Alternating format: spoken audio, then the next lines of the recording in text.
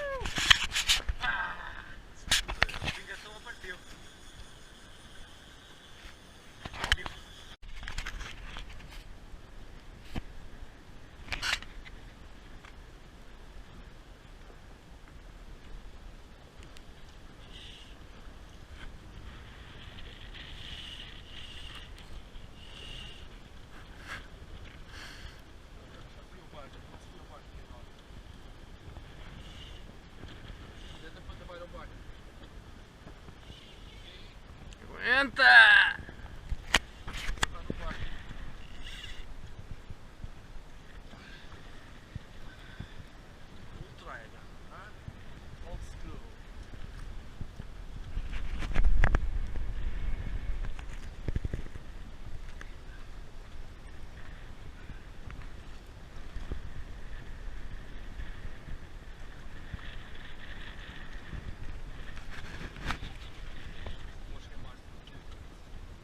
Podes cortar.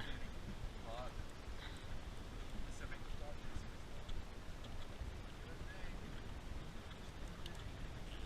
Depois mandas-me os fecheiros que eu faço. Um videozinho.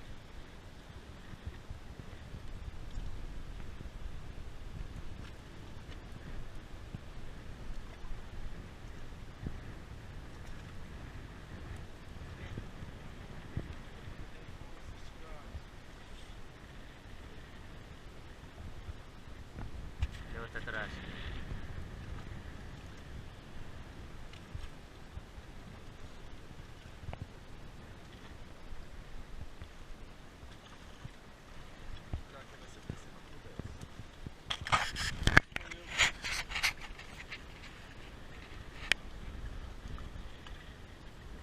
Aqui à volta do barco, todos malucos.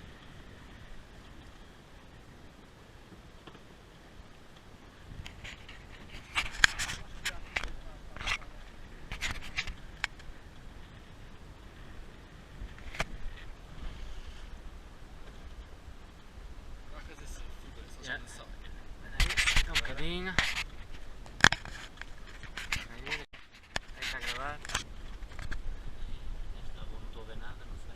Deixa-me sacar uma foto que está.